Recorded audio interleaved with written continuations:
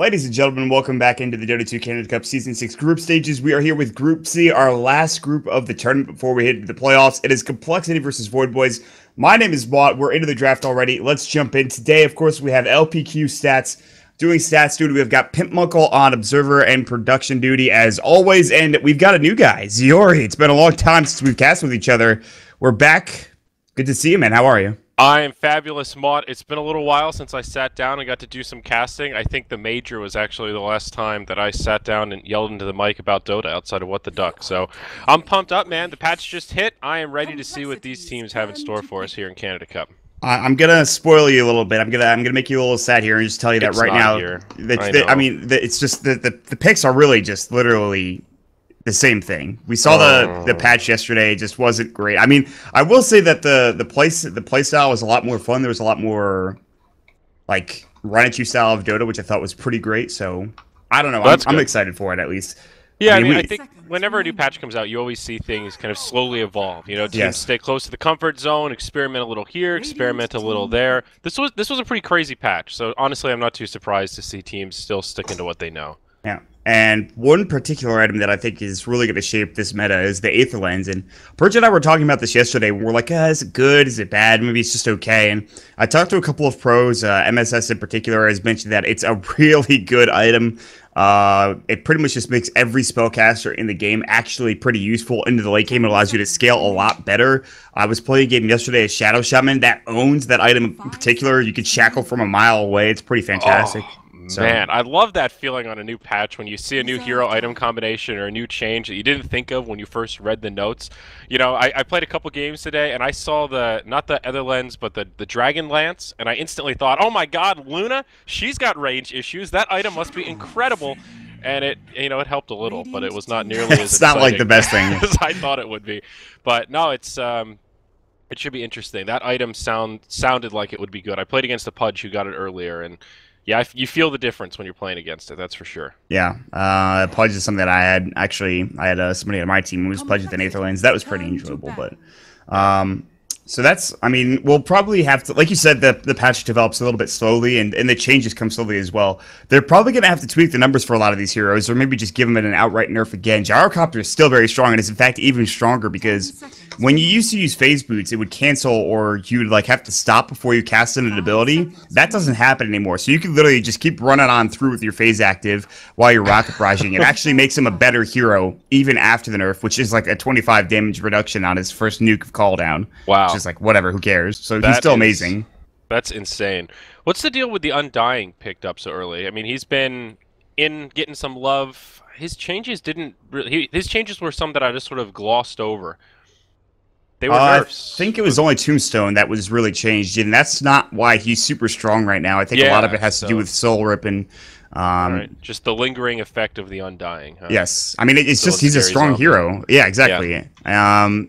And like, when we've been seeing this skill build of like 1 decay and 2 points in Soul Rip and not even getting Tombstone. That's not like the most.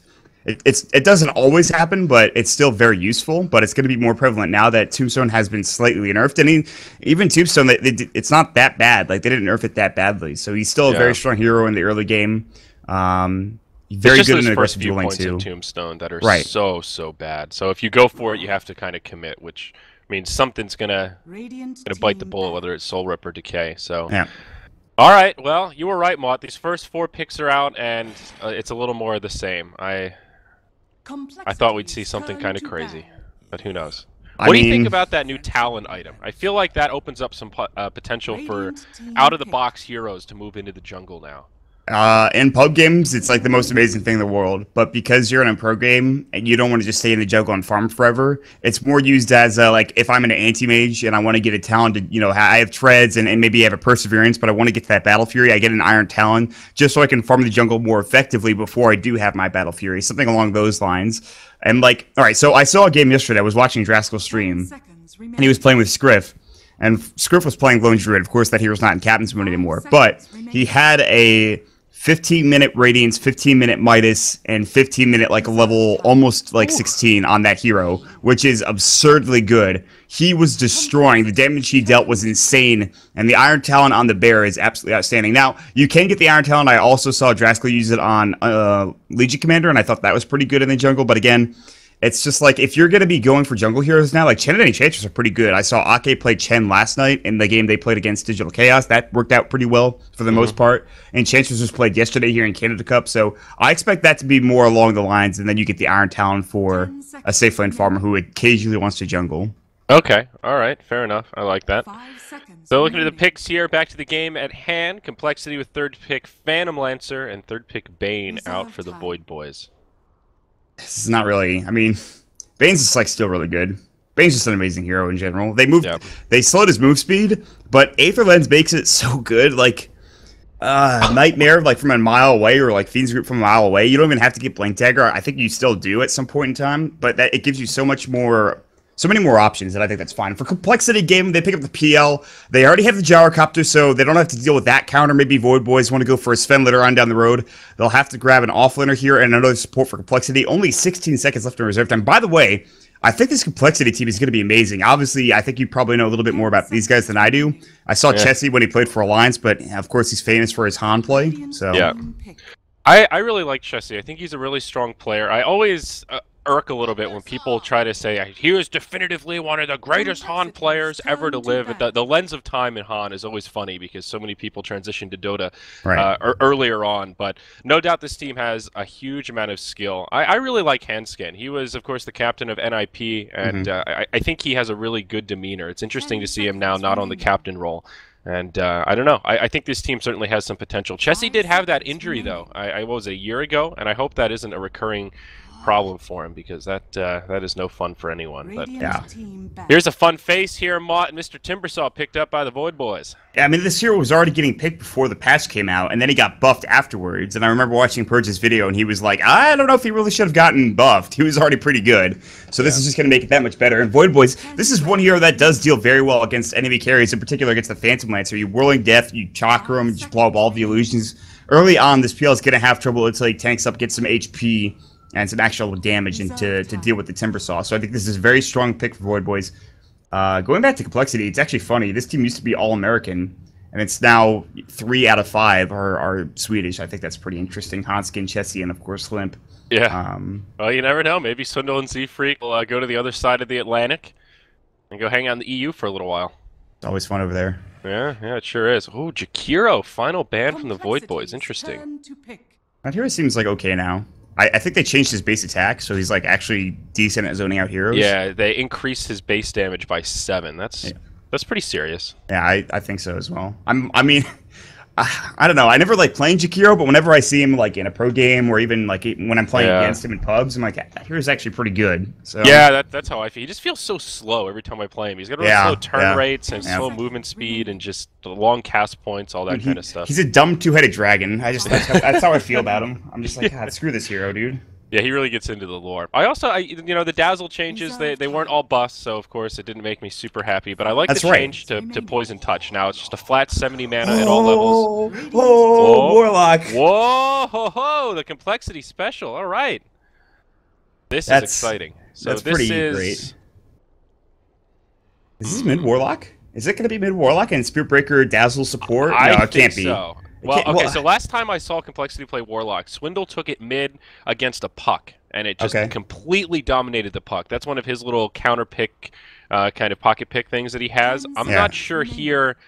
How well does Warlock match up against Shadow Fiend? I'm not sold about Shadow that. Fiend's kind of tanky, so Shadow Word's not the best on him. Yeah. I don't know. He's good right-click early on in the game to get a Null Talisman, though, so I think that's okay. And he can deal with the Shadow Fiend. I mean, the Shadow Fiend's obviously going to, like, he's going to have a good matchup, inevitably, against whoever he's mid-laning against, unless he gets ganked, like, 4 or 5 times. But in conjunction with the Spirit Breaker charging that, and a Warlock with Shadow Word, and Upheaval on top of that, slowing down the Shadow Fiend if he decides to go for the Shadow Word Upheaval build, which is very popular right now, they could kill the Shadow Fiend over and over and over again. I like it, and even though Bane can be a good defensive support, but not in that kind of a scenario. Nothing comparable to like a Dazzle or a Tusk who could TP in, snowball, sort of reset Right. that engagement. So I like this from Complexity. A lot of aggression, a lot of versatility, of course, to be able to scale well into that mid game with the Phantom Lancer and the Gyrocopter. Pretty well-rounded draft here. Not surprised that Void Boys are thinking about this final pick. Yeah, the Void Boys, the last time I saw them play, they got trashed. I can't even remember who they played. I think it might have been Digital Chaos, but they got absolutely destroyed. It was another tournament. I can't remember what, but this is a team that has been around forever. This is actually like the old school Void Boys. They've got Pat Soul back, and they've got 747. They're going to go for the Invoker, and that's going to be more than likely a safe lane Invoker. Shadow Fiend 747 usually plays the mid lane, so... They have a couple different ways they could set this up, but it feels like a safe lane Invoker to me. That's pretty exciting. They did change Invoker a fair bit with now starting with Invoke, so it'll be interesting to see how they adapt to that. That's like the one hero I've seen a lot of recently, not only in pubs but in pro games as well. Like that hero has been picked up a lot. I've seen Thoughts dominate with it. Yesterday during WCA for Liquid, he actually just destroyed. That hero seems really good now. Like that extra level 1 Invoke is pretty... You wouldn't think it does that much, but I don't know. It actually destroys. All right. Well, we're gonna get into the game here. There's yeah. I mean, it's not NA Dota without a DC at the beginning of the game, and there's gonna be some all chat today, but I don't know who it's gonna come from. Yesterday, the South Americans, man, they were just going in like heavily. They were like, XD, lol, you know, smiley face, question marks all over the damn place. I will say Boreal, also former Han players, I believe, they were going nuts. Like they were just like. Yeah, pausing the game. People were not completely satisfied with their professional demeanor in that game. Dude, BM Central. I don't know what the hell it was. I mean, I'm fine with that. Listen, you know me. I'm all about that NA Dota lifestyle and flaming each other, but... That NA Dota lifestyle. I like that, Mod. That paints the picture that you're going outside just living like the NA Dota thug life, you know? Like holding the belt buckle with the pants that are way down too low. Just you see my boxers, my hat's slipped to the side or something like that. Yeah, like not full backwards. That's way too 90s. You gotta go sideways. Yeah. Oh god. We honestly act like NA Dota acts like a bunch of thugs. We're all just a bunch of like whiny little insecure girls, pretty much in NA Dota. That's what we're like trying to hide. It's just like whenever we flame somebody, we're just like, we're cool. I'm sure everybody at NA Dota would appreciate that analogy as well. Just like, yeah, you know, that's us. That sums us up. Nah, if Grant heard me say that, he'd probably just be like, shut the hell up, dude, you're an idiot. Like, whatever. Oh, boy. All right, we're unpaused here. So how are they going to set this up on the Radiant side of things? The Invoker grabs first point in Quas. Still pretty open-ended. He does have the null tally. I think it's the Shadow Fiend mid. He's the one with the pull tank. I agree with you completely. And 747, like I said, is the mid player. Pat Soul is the carry player of Legend. Yeah. Pat Soul, the legendary Chinese player, he came over to America for a period of time, went back to China. I have to check the status to see what his actual ping is. He should be in America if he's playing in Canada Cup. Let's see, where's Pat Soul? Ping of 74. Yeah, he's definitely in US West server because we're playing on USC's currently. Hooray! Yay for no lag. Yeah. It's always sad when you see... Like Ja, for example, I think he plays from Hawaii. Hawaii, every game, he's just 350 ping. All right, let me pause every 8 minutes here. That's just sucks, man. Can you imagine what his pub experience is like? I'm sure it's miserable. I mean, he has to play on US West. That might be a little bit better. Maybe it's like 100 ping or something. That's playable at least, at the very least. I'm sure the routing to Hawaii is fabulous. I don't even know they got it over there. All right, that's a little mean. That's actually... It's not like a third world. It's not a third world country. You know, I just watched Johnny Tsunami the other day, and I've been saying bruh inappropriately. So if that pops out at all, sorry about that, dude. I'm just feeling these Nectar vibes, man. What is Johnny Tsunami about? Is it a surfing movie? Yeah, well, surfing / snowboarding. He's a surfer, and then his dad moves into a prep school in Vermont. Oh, is that like a Disney Channel movie? Or something? Yeah. Yes, dude, I remember that. I remember that. Late '90s. It's around that like Xenon era, you know. Oh my God, do you remember Brink? Town. Do you remember Brink? Fucking yeah, man. All right. It's on my list. I've got it downloaded. I'm ready to rock and roll. I actually want to watch that movie so bad right now, but well, mid lane, there's going to be Omega Poner going with Brain Sap. I mean, this is super common. Throw your Bane mid for like the first couple of levels, or even like the first 2 minutes or so, and allow 747 the Shadow Fiend to get a couple of last hits. And they put the Gyro here, by the way. Limp will be on the mid Gyro. We'll see if he skills up the homing missile, which is popular in pubs. Somebody did it yesterday at a mid Gyro. We'll see if they decide to go that route. Yeah, Complexity definitely are doing this differently. They've got the aggro tri-lane with the PL getting the bulk of the farm. They decided to put Swindle's safe lane on the Warlock, and I think they were hoping to secure him some farm here, but unfortunately it's going to backfire. All three are going to sandwich in, and with Cold Snap, I thought this would be an easy first blood, but they don't have the damage. Swindle survives, chews through a tango, and he will be just fine. That extra armor from Ring of Protection coming into use. The Shadow Word is only level 1. He decided to go for the Fatal Bonds. He's up here alone. They'll TP down Schwann to the bottom lane, so they're going to say, okay, we're going to just put some pressure on Chessie. I think Complexity just wanted to get Chessie some farm right off the bat, and he's did a good job of that so far. That was pretty costly, though, for the Void Boys. That was a 3-hero commitment, and they didn't really get anything out of that. That was a fair bit of time. The PL got some free farm. Nice start here for Chessie, and now they will settle down and rotate the Bane bottom also, so 2-1-2 now for the Void Boys. I'm a bit concerned about Chessie once there's some levels for Schwann. Like, once you can see a couple levels of more lane death and Timber Chain, that's not an easy lane to deal with. He decides to go on you, especially when he gets his Chakram, so... Yeah. I don't know. I'm a bit scared. Yeah, we'll see when Z-Freak starts moving around. This is going to be a tough lane for him to really do too much. You try to harass the Timber Saw, and then you can get Whirling Death, and the Bane has plenty of range to keep poking him, so... Z-Freak also doesn't have a shield. Yeah, that's true. I mean, the support Spirit Breaker, he's tanky, but he's not that tanky. There's going to be the Timber Chain. Doppelganger goes, so Chessie avoids all that damage, but Z-Freak gets the heal up. There's the double decay coming out. Another Timber Chain doesn't actually do damage to Z-Freak. They get the Grave off. They're chasing Omega Poner. The Spirit Lance gets the first blood for Chessie. They're chasing even further. They drop down that Tombstone. They should get Houndskin and the double decay again, but great stick usage from Chessie. He's slowed up for the Tombstone, but he'll still stay alive, and Z-Freak will take it down to the end. One more decay. Will that do enough damage? He's got Doppelganger and one. Chessie will get out. The decay will not do enough damage. TP coming in. Chessie's gonna throw up the Spirit Lance, and he misses with the Doppelganger. The Timber Chain comes through. It's just not enough. And Schwann is running out of mana here. What a fight. Jesus, is this gonna be it? It looks like it is. Still has enough for a Timber Chain, though. Yeah. After all of that back and forth, it was only a singleton kill, so Void Boys will level it out. The Undying is so tanky, but Chessie with the good footwork, they just couldn't pin him down. It was a really good zoning. First of all, Hanskin's heals were on point. His grave, they got the Spirit Breaker back in. Chessie made sure, like you talked about, I think just making sure you had your Doppelganger up and having enough mana to maybe even use the Spirit Lance to get a kill. Really great stick usage as well, just to keep himself alive. So yeah, well-timed stick usage. To bait him in as well. Kind of seemed like they might be able to find that kill, and once he popped the stick, it became clear the other way. Turning towards the mid lane, Limp did go for that homing missile build, so good call there. 2-2-0 at level 4, and you can see it's doing some work against the Shadow Fiend. 747 has to sit kind of far back in the lane and has to be very cautious because he knows that Limp can do quite a bit of burst damage if he gets hit by a stray missile and tanks a rocket barrage. Why? Yeah, bottom lane Fly is just going to fall here. All right. Underestimating the damage. Nice heal bomb there from Hanskin. Sets up the kill. Very nice.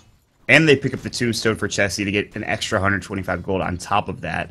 So that's Friday. And they're going to have the charge hit coming from the Spirit Breaker, but there's an Observer Ward in the lane or close to it, so they'll know this is coming, and Schwann will back away. That's the one thing. This ward here is going to prevent him from charging mid unless he's, either top or... Even top, he might charge through this ward here as well. So they have to be careful. I really think that 747 is doing a great job despite getting maybe zoned out by Lip and having to deal with this homing missile. Like, I think they actually know Z-Freak's coming too. This is a little scary here for 747, not only because of Z-Freak, but that Arcane Rune makes a big difference. Limp can just spam these spells back and forth, and this will be an easy pickup. Rocket Barrage for the kill. The dead Shadow Fiend. Oh, Swindle top lane. EMP's gonna go. The Nightmare was up. Brain Sap will fly. He's out of mana. Cold Snap will go. He actually already used his Shadow Word, so he's healing up ridiculously with 3 points in that. He is not anywhere close to dying, and now the charge coming from Z-Freak. Patzel, there's the upheaval. Is it level 1? It is, so it will slow and it'll take a while to get through, but Patzel gets the tornado off. Beautifully done. Z-Freak taking a lot of damage there. They have the Brain Sap. He used it on Hoskin after he gets the Grave off. Great targeting from a Mega Poner. Not to go on Z-Freak, but instead to get that kill on the Dazzle. Nice try from Complexity to turn that around. Yeah, really nicely done by Void Boys. Just handling themselves under the pressure. Cool, calm, and collected Invoker with the tornado. Perfectly time to stop the Spirit Breaker from coming in. Very nice indeed. So, with that, the one thing we haven't talked about is the Invoker farming. He's up to 26 last hits. He's got his face. He did go for Quaswex. Sometimes you'll see that early point in Exhort to get, of course, the Alacrity up, but considering he's in his top lane against a Warlock, it looks like he doesn't actually need that extra damage, and so he'll just put an extra point in Wex here early on, and the Tornado and Cold Snap and ENP are going to do a lot of work early on here. I'm pretty curious what build Swindle opts to go for item-wise. If he ends up investing in the Midas, or if he could just go straight for the Aghanims. I think Aghanim's Refresher is definitely build. It's more of a question of, do you stop off for the Midas? When he's really far ahead, he loves to go for it. Here, he's just farming okay. He's not super far behind, but certainly not #1 on the charts. So if he goes for the Midas, that might delay the timing that Complexity are going for, but that also begs the question, are they going for a mid-game timing push? They've got a lot of flexibility. Z-Freak in the mid, yeah. A couple call downs coming. We'll connect on both. Set up onto Z-Freak. 1 Shadow Raise, 2 Shadow Raises, and the Spirit Breaker falls here in the mid. Now up top, looks like Invoker was able to pick up a solo kill on the Warlock just as he hit 6. That is unfortunate for Swindle.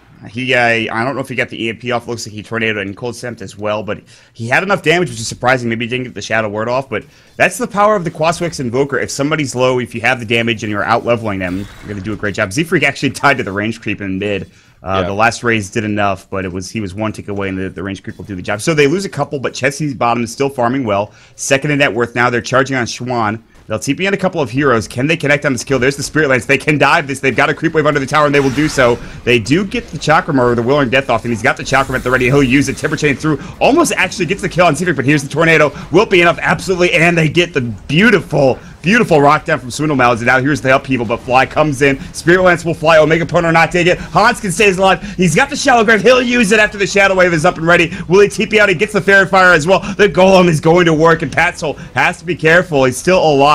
Just barely. Great heal bomb. The last right click, and he goes down to the Golem with the help of Complexity's Houndskin. Fly now in trouble. No more Tombstone. They're going to lose pretty much everybody here. Double kill. Great heals. This Dazzle is absolutely destroying, and they might go again. Dwan's back. He wants vengeance here, Mod. It's 3-on-1 though. The Golem has plenty of time left. They're not going to be able to chase him down. He will be forced to Timber Chain away, and now they will just turn their sights onto the tower. Such beautiful work there from Complexity, especially the Dazzle. Handskin knowing his limits to a T. The Grave at the very last second. And don't forget, that cast point changed in this patch, so knowing those timings is a little more difficult than it seems at this current state in the patch. But man, I can't believe they all stayed alive. They split. That was like the best Delta split I've seen in a while, Mod. Yeah, they were all over the goddamn place. It was, first of all, I didn't even see the Warlock coming in. He just came down from the tower, and he just popped up that Golem, and I'm like, well, that's the end of that fight. You can't really fight into that. And he just stood inside of the tree line. That entire fight was just Swindle channeling upheaval right there next to the tower, and everybody just ignoring him the entire time. Look at these trees getting cleared out. Jeez, it's like a freaking forest fire or something. Yeah. No. I mean, look at this poor Shadow Fiend. It's just rocket after rocket coming his way. He's committed to this homing missile build, by the way. Has it completely maxed out. I'm completely fine with that. That's 500 magic damage, maximum, anyway. Which is, it's a lot of damage early on in the game. Well, bottom, they're going to catch out Swan. Chessie will bottle up. Was thinking about going on it, but it's actually just him versus the Timber Saw, and you kind of have to be careful at this point for Chessie. Yeah. So Swindle has his Gloves of Haste. Could turn those into the Power Treads, of course. Alright, it looks like all 4 games he's played Warlock on the record. He's gone for a Midas, so... He's got Gloves of Haste. So? We'll see. Down bottom, Zhuan getting charged from afar. And he knows this is 3-on-1 coming. setup. Yeah, he sees this coming. This ward, yeah. And they will just go ahead and cancel the charge. Up top now. Set up onto Swindle. EMP will connect after the Nightmare sets it up, and oh boy, he's in some trouble. Handskin though with the TP reaction. He's got Grave still. Now the call down. Patsoul on the run, and okay, they won't get a counter kill, but they will keep Swindle alive. Nice TP reaction. Yeah, good TPs, very good TPs. The call down will zone them out, the Shadow Wave coming in from the Dazzle to heal him up, and then of course the Grave to keep him alive. He got just enough mana to actually use his Shadow Word, and he had Golem in about 2 seconds from now, so if they wanted to keep going, they might have been able to had they been able to catch one of those heroes out. But now he has Golem, it's going to be, okay, let's fight with this again. Let's try to force something, maybe bait a fight, maybe mid or bottom. Get something going with that Chaotic Offering. Yeah, it has just such a long cooldown. You have to play this hero so carefully in the early game to make sure you all of those ulti uses count for something, whether it's a good team fight, some objectives, a Roshan, whatever it is. Can't afford to waste those cooldowns early on. No, I agree. Go ahead. I think that the biggest thing for them is to get the initiation, though. Like, if they get initiated by Patsoul, he's going to get EMP'd. He's not going to have any mana left. So, and it's not like he's going Arcanes. If he really wants that Midas, he's going to have to save up for it. And so, we'll see. They're looking for something top, and they don't have an award. Actually, they do. This Radiant Observer was just placed down. They should see Limp. Yeah, they see him. Absolutely. Hey. Complexity's ready for it, man. They're trying to set the trap. They want to bait with old Swindle. Schwann saw Z-Free charging up, so he's gonna just hit mid. Yep. Bane's still relatively low level. All of the supports are for the most part, but Bane only level 4 right now. Yeah, Dazzle's up to 60, so he's got Weave. That's like a huge ability. I think. And you of all people, I think, would know like how important that ability could be in a team fight. When you play against a Dazzle or with a Dazzle, you kind of see Weave and you're like, well, whatever. But speaking of that, I was gonna get caught. I mean, it's especially at this stage in the game. This is where having those ultis can really make a difference. Up top, Omega Poner, he will take the chaotic offering. Heads up play to just TP home. It's a close call, but he does make it. Even the Satyr Tormentor trying to help him out with a Hadouken there. But this is what we were talking about, Mott. How do they utilize this this rock here to turn it into an objective? Maybe they can get a tower push out of this, but that's a big commitment for just the TP scroll. It looks like they're just gonna have it farm, and they're not even maybe gonna push it. Everyone else is leaving. They're heading towards mid or to their own jungle, so it's not even like they set this up on the 747. Z-Freak's the only level 5 close range charge. They don't get the deny on the tower, so even if he falls here, still finishes off the tower for himself. Not the worst exchange. Hanskin comes in and will get the kill with a heal bomb. That's actually a killing spree now for the Dazzle. Yeah, that heal bomb did a ton of damage. I was really surprised by that. Patsoul looks for a tornado. He fishes for it. Swindle's going to just sidestep it. He's very close to his Midas. So, like you talked about, they won't have that early Aghanim Scepter. Not that he was farming that well in the first place, but Midas will allow him to be able to farm up and get to that level 3 ultimate, which is really what you want to get. Exactly. It's almost a recovery Midas at this point. I mean, that makes it sound like he's further behind than he is, but Warlock is a little bit underwhelming if he doesn't have a lot of momentum. And just keeping even will look unappealing in another 10 to 15 minutes. And, you know, they'll be able to pick up diffusal blades don't work against golems anymore. That's right. I forgot. I just remembered that you have to kill it. You have to kill it with right click. You have to actually kill it. Okay, so Warlock doesn't actually fall off as hard as he used to. All right, I'm gonna rein in some of those words then. This is interesting. I haven't seen Warlock in a competitive game since that change. Yeah, I actually forgot about it until you mentioned it too. So yeah, I mean that's pretty important that you cannot, especially with an Aghanim Scepter. It's harder to kill one.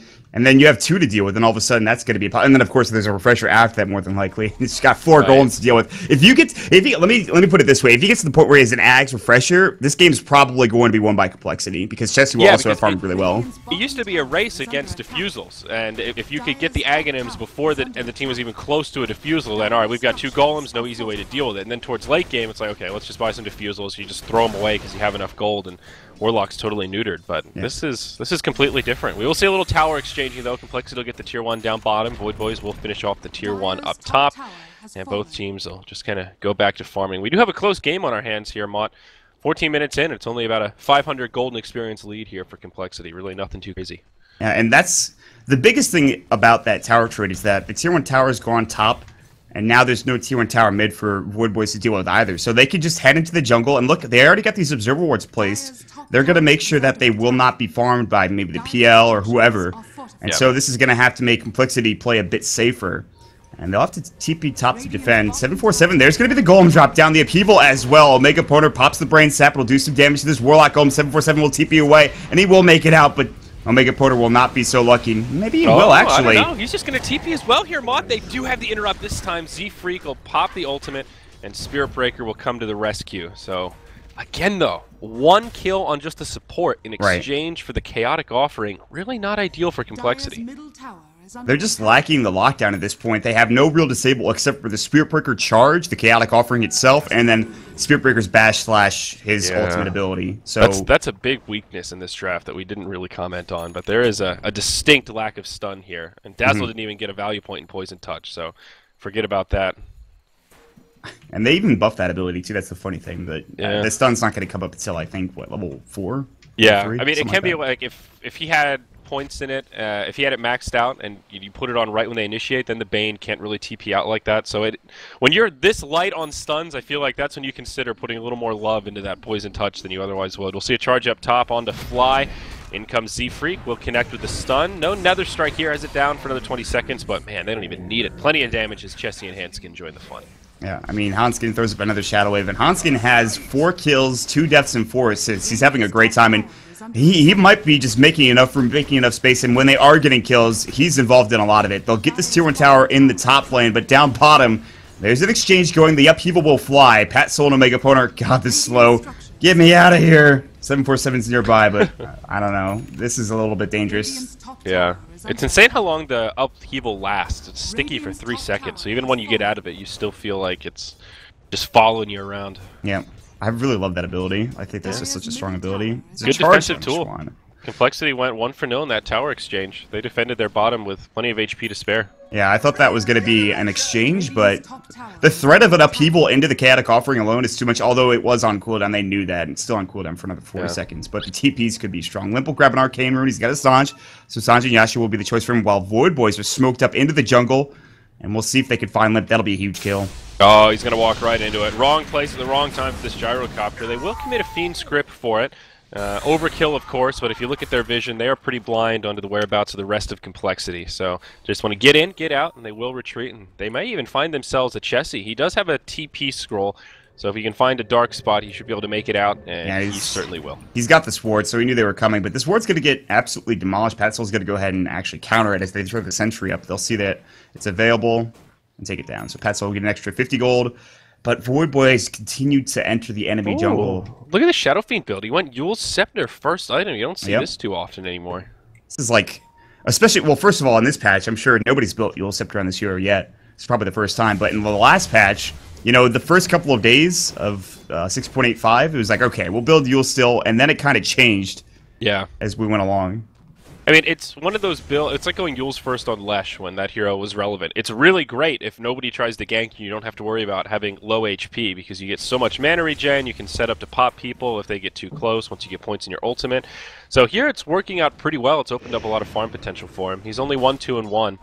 You can get away with it. It's a great item, but it is definitely punishable if the other team wants to be aggressive. Man, this is the closest game of Canada Cup I think we've had so far, at least at the 17-minute mark. I mean, that's saying something too, right? It just feels like this game is actually closer than anything I've seen. The kill score, in terms of towers, in terms of farm potential, in terms of late game. Yeah. It's exciting. 747 will take down the tower top. Patsol finally gets his point in Exhort, so he's got the Chaos Meteor and Alacrity at the ready, and he already's thrown it up onto 747 a couple of times. They're going to have to TP back here. They TP the Warlock bottom for him to farm. 747 will continue to pressure the top lane, and everyone will back up mid as Chessie and the rest of the squad were farming mid and trying to push into that tier 2.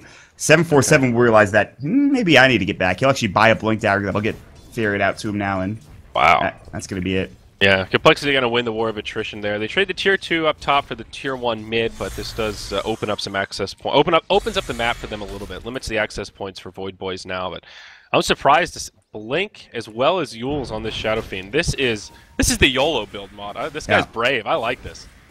Super mobile, run in, Yule's himself if he gets in trouble. Yule's the enemy if you want to go for the Requiem, which is the classic, 2-patch ago build.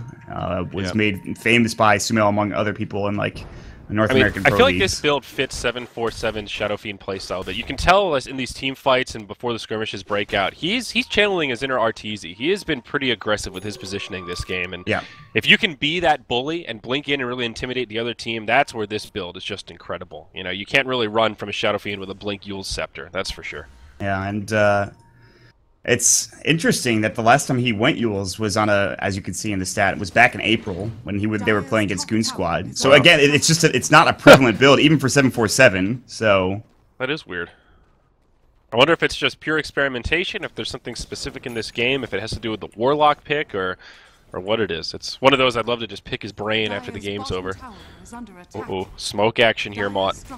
Yeah, we're going to see maybe a contention for this tier 1 tower bottom. The charge will fly, and he'll be the first in. He actually was not ready, as the team was not ready. They saw him coming in. They decided against actually committing. Instead, they're going to try to go on 747. He disjoints the Spirit Lance by blinking away, so he'll back up.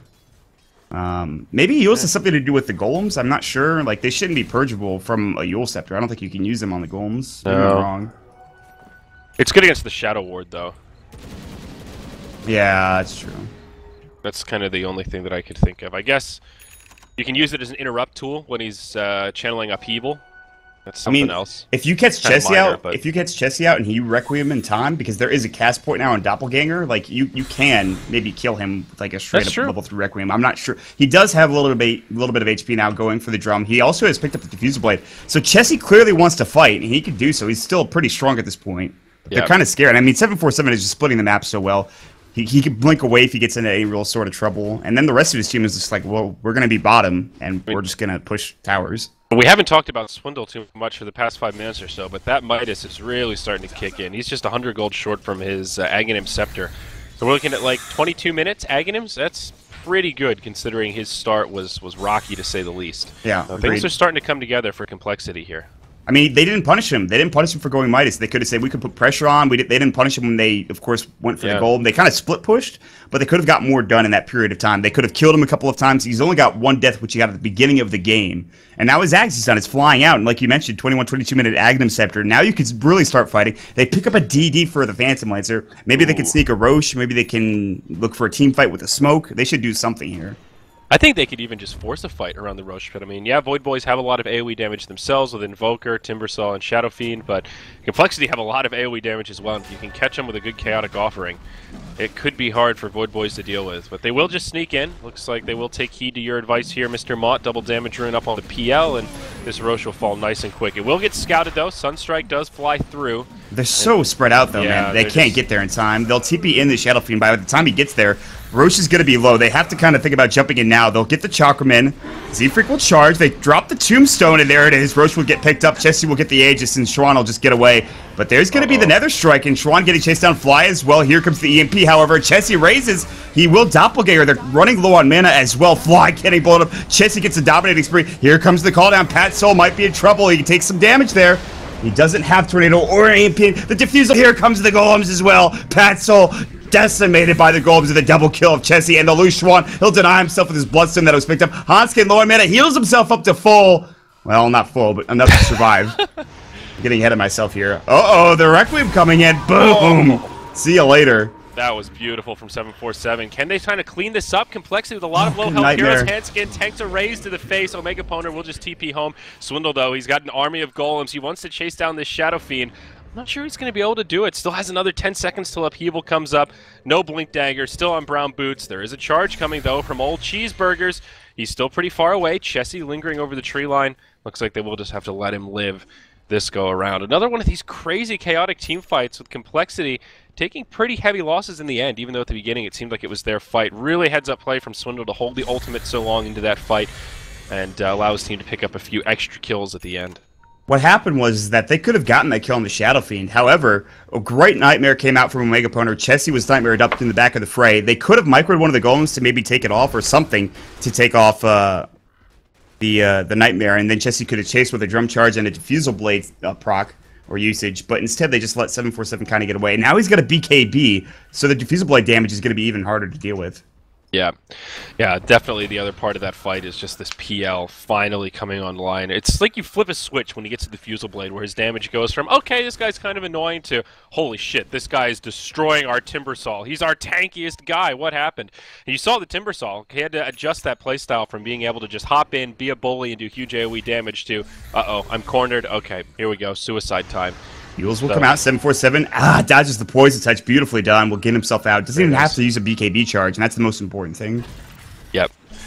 Oh, Swindle could be in some trouble here, but the Chakram off the mark, and he'll just be able to walk away. Invoker has Ags, by the way, and so he's going to have his level 4 Invoke at level 16 with the 2-second cooldown on the Invoke, and of course, you get all those spells off in rapid succession. He'll almost have Max Wex, and then he'll start building into his Exor more than likely. Chaos Meteor, Deafening Blast, all those good spells are going to come out and do a lot of damage in succession. Well, looks like Void Boys will go for this Tier 2 tower mid. Pretty easy pick here. Glyph is used by Complexity. Upheaval being channeled as well as the Dazzle ult deployed. But Void Boys will just back off, hand over the tower for a denial, but really just trying to limit the access points more than anything else at this stage. Blink Dagger now also up on the Timbersaw, so at least has a mobility option against this PL. Oh, he used his Yules already. He's going to pop the BKB. Do they disengage or do they keep fighting? They're going to keep on fighting here. Mock Chaotic Offering connects on 4. Sets up for kills onto the Bane as well as the Undying. Now the Nether Strike onto Patsol. Another bash from Z-Freak. They're locking him down. Something fierce and he will fall. It's a 3-0 to start off this fight. 747 raises and tries to head for the hills. Timbersaw TP's home. Juan will live. Great fight for Complexity, ending at 3-0. I mean, every time that Chaotic Offering is up and you get somebody out of position like that, you're going to take that fight. Especially like when you said you get all the Chaotic Offering off on 4 heroes. I mean, the supports died almost instantly, and then Joker was not far behind himself. He's not the tankiest hero, so his scaling is going to start suffering here into the middle of the late game. Really, it comes down to this SF. He had to burn his BKB just to avoid getting destroyed by, you know, maybe the Spirit Breaker and the rest of the crew. So he has to be very wary of how he uses the BKB and what he builds next. Maybe a tankier item, like maybe a Helmet that dominates Satanic. Maybe he gets a Butterfly for extra damage. I'm not sure this Yule's Blink Dagger build is doing that much for him besides getting him 1 Requiem kill per team fight or something. Yeah, the one thing it's doing is allowing him to farm well. That net worth is still #1, only a little bit ahead of the PL. That is the big drawback with this build is you don't have much damage. It's basically just the BKB that gives you a little bump, and now I think he has to start building into some hard right click, you know, like a Daedalus or MKB could be an option. Doesn't look like any butterflies are coming out in the near future. Manta next for the PL and Gyro focusing on the BKB. So he could get something else before he goes for the MKB. But something to just make these right clicks a little more scary. At this point, the Shadow Fiend is, as you mentioned, just a walking Requiem for the most part. Yeah, and I will say that they do have an Aether Lens on Omega Poner, so they have some extra range. If they are the ones initiating in a team fight, if they can get the positioning right, they will more than likely win. If they can get maybe a PL caught with a Fiend's Grip, if they can get, you know, if they can avoid getting, you know, Chaotic Offering by Swindles, they'll be in a good spot. But there's also the Gyrocopter to worry about as well. So, I mean, this is a pretty big issue. And they're going to start pushing here from Void Boy's side. They'll drop down a couple of Observer Wards, and it looks like those were spotted. Yep. Or pinged out at the very least. Yeah, this net worth chart all over the place, but Complexity has pulled back into the lead here, ahead by just a small margin, about 2K. This fight could be what really turns the tides here. Tornado flies through, will be off the mark. Splits the lane here as the rest of the Void Boys move in to pressure the tower. Juan's going to be up front. He's got his blink at the ready. Patzel with Tornado on the cooldown. It looks like they're just going to back away. And 15 seconds on Chaotic Offering. Complexity are so happy to see them back up here.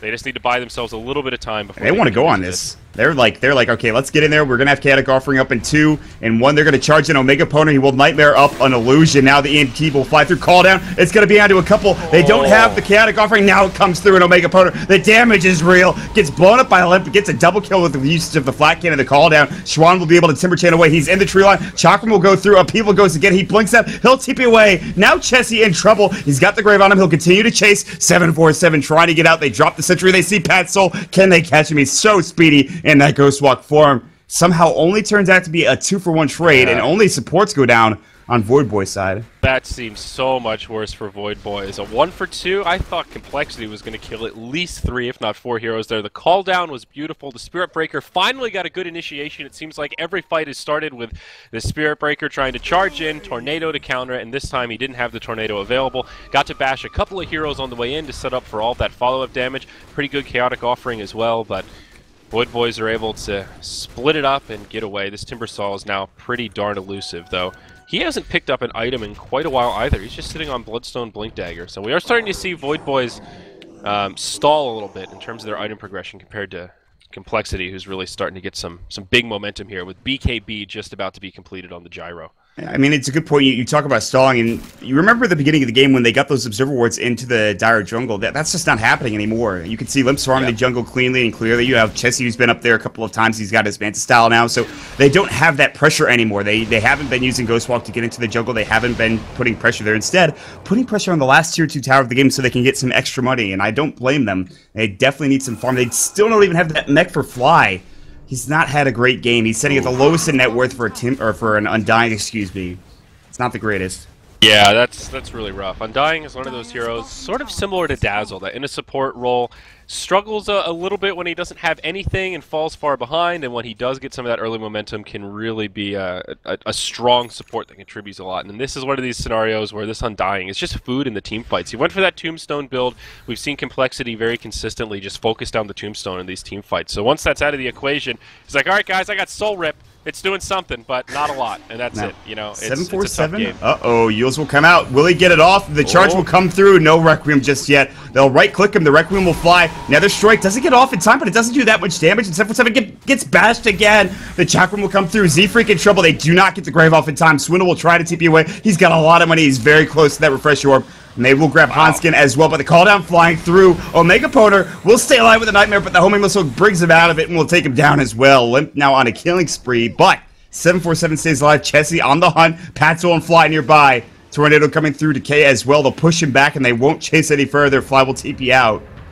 Wow, that was quite the medley of footwork from both sides, with half the team going in, half the team retreating, and Void Boys will find the advantage, just a 1 for 2, but it's basically just supports that end up getting taken out here. If Complexity could have finished off that Shadow Fiend, would have been a big exchange for them, though. That is another BKB usage, so now down to 7 seconds for the Shadow Fiend, and all of a sudden he's up to 4,500 gold, so whatever it is that he wants to invest in next, it's a coming here, Mott, and good to see what it is. Yeah, I'm interested. I don't know what you're going to build on. I mean, you can go right-click damage like a Butterfly. You can go Satanic, which we talked about, but he still doesn't have that much damage in general. He'll pick up a Quarterstaff. It looks like it will be that Butterfly. Butterfly, yeah.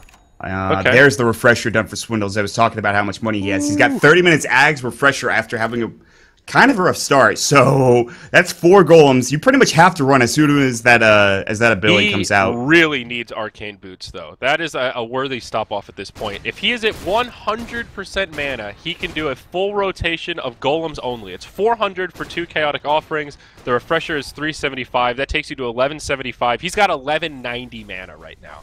It doesn't get much closer than that in terms of having enough mana to use your ult twice. But that means absolutely nothing else. No upheavals, no fatal bonds. Do they have another set of Arcane Boots? They do on the Dazzle. Yeah. So that is the one bottleneck right now for Swindle, though. I mean, Hanskin he's pretty much, at this point, Swindle's like, okay, you save Arcane Boots for me at this point, because you do need that upheaval, I believe. And not even Shadow Word, Fatal Bonds is really good with 4 golems. The amount of damage you're going to deal with max Fatal Bonds is insane. So I do agree with you. Arcanes for not just him, but obviously having him on a Hanskin as well is very important. They'll smoke underneath this Radiant Observer Ward, and this is going to be maybe bad. Again, they do have the Aghanim Scepter Refresh Orb, but VB, Void Boys do know about this. They'll invade the jungle, Complexity will stick together, and so will Void Boys for the most part, with Pat Soul bringing up the rear. Well, the Void Boys set a trap here. They should know this is coming. Fly's the one that's initiated on by the charge. The call down to Chaotic Offering, connecting on all of the Void Boys. Huge damage coming out from Complexity. They get 2 to start off the fight, make it 3 as the Shadow Fiend falls. Now the Timber Saw gets left behind, and it's just Pat Soul who walks out of the fight. But it's a quick 4-0. Void Boys even knew that that was coming, and they still couldn't get out of the way in time. Oh my god, Mott, that was a massacre. That's a 5-man freaking Chaotic Offering, double Chaotic Offering, and once he's got those golems on the deck, they are going to destroy. I mean, obviously with Chessie, the call down from coming out from Limp as well, his right-click damage is just too much, and this is going to provide them an easy Roshan. No cheese, this is only the second Roshan, just the Aegis, and who will it go to? More than likely Chessie. Yeah, he'll grab it. He's got his Manta done, plus 3k, and they really only need to wait for Chaotic Offering to refresh your orb. If they want to go again, they can just keep farming, and we'll see what happens. Yeah, this is where Complexity are just starting to break this game wide open. Chessie almost dies to a Sunstrike there. That would have been pretty clutch, but does just barely make it away. Gyrocopter now picking up a Demon Edge, probably an MKB coming out for him now that they've scouted the Quarterstaff on the Shadow Fiend. Right. And we'll see what the PL wants to go for next. But he could even just go kind of tank build here, you know, move into a Heart or something. Yeah, I was thinking pretty hard to kill. I was thinking as well. Maybe even Scotty if you're feeling up to it, I guess. I feel like the attack speed slow could be pretty solid against the SF and Invoker, but we'll see. Aether Lens has been picked up for the Warlock, so that does solve some of his mana issues. It doesn't obviously regen, but extra spell damage, that's pretty nice. And the range is good too. Just helps. I'm trying to think. It should work on Upheaval. It allows you to use your Upheaval even further than where you might. And I think it's the same for actually the Chaotic Offering, I believe.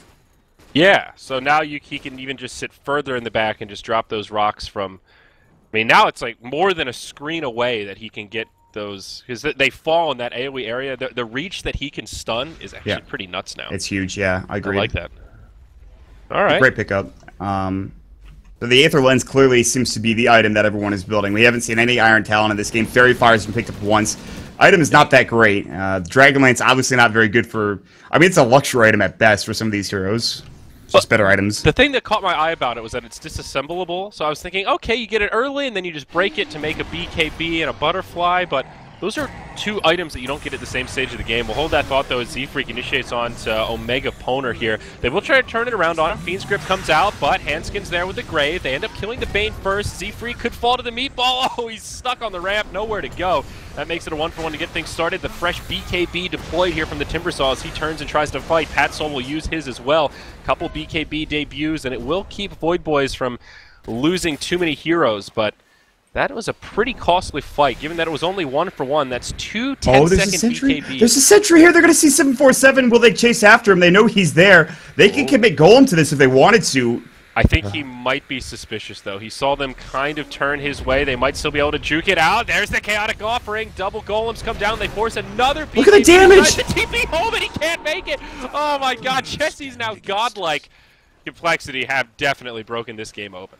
Yeah, and he bought his Butterfly before that. He's dead for 66 seconds with no buyback available. They still have some tier 2s to push in, but I think if Complexity maybe want to try to force a high ground issue here, force out a buyback, I think that's the best option. They have refreshed up, so Swindle has another set of Chaotic Offering Golems available. And that's a huge team fight ability that if they didn't... but they TP back Z-Freak actually can charge in if he wants to, so I guess they could still go. I think they're going to keep on going here. If they don't know the Shadow Fiend doesn't have buyback, they're going to test the waters here, and they are going to be pretty happy to see that he doesn't. Fly taking a lot of damage. The PL Illusions burn too much of his mana, and he'll fall. Glyph still available for the Radiant side. Tower getting low. This is a tough defense here, Mott. They've got 25 seconds where it's a 5v3 on the field. Yeah, and they're going to drop another set of Chaotic Offering. Omega Poner will fall. People, BKB is available, but Schwan can't get it off in time. And Jesse gets the triple, still beyond godlike. And they're not even going to use the Glyph. They're going to wait to save it for maybe the tier 2 push in mid or bottom lane. Boys are going to luck out here. There's still two tier 2 towers standing, so they'll only lose one lane of barracks, but that was pretty damn sloppy. It seemed like a really clutch play for the Shadow Fiend to buy the Butterfly. I mean, I don't know if he would have bought back there. I guess he could have. Maybe they could have turned things around. But that was a tough defense with or without the Shadow Fiend at this point. I agree. I mean, and even if he didn't buy the Butterfly and they have to make that defense anyways, he doesn't do that much damage at this point. So, Zero, it feels like Void Boys are just almost too far behind. You have those tier 2 towers up, but unless Shadow Fiend can get some miraculous Requiem off, plus his Butterfly, right-click damage, I don't know, and maybe a good Tornado EMP, I don't see them winning this game. They have to get something going, but they're just so far behind now, net worth 12,000. Maybe not that far behind, but still, it's a lot of items coming out. There's this Gotti that was talked about for the PL. He has his level 2 Diffusal. They get the MKB up for the Gyrocopter. The right-click damage is there. This is without double ult from the Warlock as well. Yeah, good call on the Scotty for the PL. And you're right, I think it is just a little bit better than the Heart. Of course, the Heart gives you more raw survivability, but the Scotty just gives you so much more. Now this guy's basically impossible to get away from. If he wants to jump and commit onto one of these heroes, you're going to be stuck with that Scotty slow, and it just makes him such a monster. The courier's following him around. He's waiting for the Aegis to get reclaimed, which will be in about 2 seconds here. Yep. And a BKB picked up on the Spirit Breaker. Yeah, he's done a nice job. He picked up the cloak and an Ogre Club pretty early on. I was like, I wonder what he's building. I think it was just a casual cloak. So he's done a nice job of avoiding a lot of the magic damage or mitigating it at the very least. And they have now pretty much everything they can ask for. Roche will be, it looks like, 4 minutes and 45 seconds. I'm not sure how that translates into actual Roche time, but it should be pretty long for now. So they just need to wait for the next Roshan, and then that's it. I think you're good to go. Yeah, absolutely. You know, so before that fight broke out, we were talking about the Dragonlance item, and you know how it being disassemblable is what caught my eye. Though maybe we're gonna have to hold this thought again. Smoke breaks. Ooh, 747 just barely loses his as Chessie pokes forward. That will end the Void Boys party here pretty quick. Complexity pinging it out like crazy, and it looks like they will be able to dodge this smoke. But I wonder if that extra range has any kind of a break point for any heroes. If it allows, like, TA, for example, when she has maxed out side blades to outrange, like, average spells. Or there's got to be some hero where that extra little bit of range just pushes you over a threshold that takes you from bitch to bull, you know? I feel like... There's got to be, right? That's what I keep thinking, but I don't know who it is. I thought it was Luna, and my little experiment did not work out so well, so at this point, I don't know who that item is. It's mostly been picked up on Drow. I think it's been the most picked up item in pubs, I believe. I think Drow's probably... And Drow, that gives you some extra... Yeah, DK2 is fine as well, but, I mean... Oh, yeah. But that's only for when you're in range form, though. When you're in melee form, it doesn't really matter. Obviously, it doesn't do anything, but... Yeah. I don't know. We're talking about the Lance, right? No, the Dragon Lance. The Lance. the Dragonlance. Yeah. Okay. All right. Just making sure. It's just an odd item. You know, you see items like that, like, okay, that's a mechanic. Who is this for? Who actually will make use of this item? And I'm still... I like Drow. That one's pretty good. Yeah, and... other people... 747. The pain train's coming, and there's a cheeseburger in first class. They'll put him inside of the Yules. He'll BKB Requiem straight away, but it just doesn't matter. There's so much follow-up from Complexity. The Shadow Fiend gets killed, and Chessie will continue his godlike streak. This PL's 13-0, by the way. Not bad. He's strutting his stuff now. He hasn't played professional Dota in some period of time, and now he's coming into his own here against Void Boys. This is no walkover team. Void Boys have been around forever. They've taken some games off some pretty big names, and Chessie is absolutely demolishing them. He had a great play. The Requiem was coming out, and he doppelganger dodged it. It's not that difficult when you think about it, but to do it in that moment is pretty great. And they're just going to keep going. Chessie's going to run in. Omega Poner getting charged up as well. And here comes the call down as well as the Tornado and the Meatball flying through. Great Nightmare. Chessie's actually getting pretty low. They have to grab it, but here comes the Chaotic Offering. That's just one set of them. As the second set, he's refreshed already, but he's not going to use it because they're all freaking dead. 4 down in the dirt. Sunstrike will come. Chessie almost actually gets taken down by it. He gets healed up in the end with the Shadow Word of this tier 2 tower down bottom will fall. And more than likely, a set of racks as well.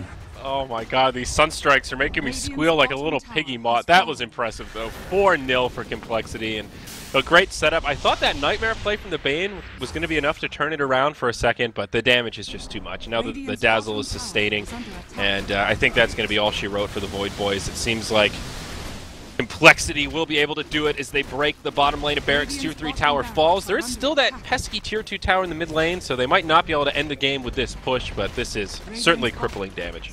This is what I've seen happen to Invokers so often, is that you have such a at least decent start. Most of the time it's great with Quaswect Invoker controlling the team fight. Then people get BKBs or get tanky enough, and they have ways to deal with it. The only person I've seen in this patch do well with an Invoker past like 40 minutes so far has been Fata. Speaking of the Invoker, he'll find Limp. He's going to go with the Cold Snap, but that just forces out the BKB like I was talking about. Zephyrus will charge in. More Black Cannon damage. Actually does a lot to Pet. So here comes the second set of Chaotic Offering. The upheaval is on the deck, and 747 needs to be careful. Great Nightmare, but that's only going to make sure his Shadow Fiend goes down, and then he'll be able to use his heals and actually blinks away. Somehow avoids that immolation damage. They'll all blink out, but Chessie continue to chase down on Fly. He'll pop up the Soul Rip, but only keep him alive. The Dankrips can only do so much, and now they'll have to head towards the Tier 2 tower. You can really see this Complexity strategy coming to fruition here now that they've got all their core items and things have started to go their way. They're using the Spirit Breaker so damn well. Every single fight starts out with this freight train of a cow charging at the Void Boys base. And the rest of Complexity just has so much room. All of their ranged casters, your Gyrocopter, your Warlock, for the most part in the last, like, what, 3 team fights we've seen, they just get to sit in the back and do all the damage that they want. The Spirit Breaker made so much space, especially in those last few fights once the Invoker was pressured. Really impressive execution from Complexity, especially because that game was so close early on, right? Yeah, I agree completely. I think it was a bit tricky for them early, but they clearly showed that they were very capable of absolutely decimating that game a little bit later on down the road. And that makes me pretty impressed and hopeful to see what they can do in the future. And I believe they are playing next, and this is going to be a very exciting game. It is going to be Complexity versus Archon next, Andrew. I'm very excited for that one. Oh, goody. Oh, goody. I'm excited as well, Mott. 17-0 Phantom Lancer, Chessie. Oh, my. Yeah, and oh, my. That's pretty Craigasm worthy. With that, folks, we will take a quick break. We'll jump into the Dota2 Canada Cup post-game report here on moonducktv. Make sure you go check us out on Twitter at moonducktv, here on Twitch. If you're watching, of course, in-game, make sure you check out the Twitch channel. Hang out with your Twitch chat friends over at twitch.tv/moonducktv. Give us a follow there. We got our new sub button, and we got the Moonduck Hippo as well. It's a great emote. Check it out. And with that, we'll talk more about the game and what's coming up here in just a second on the Dota2 Canada Cup Season 6 group stages. We'll see you guys in a second.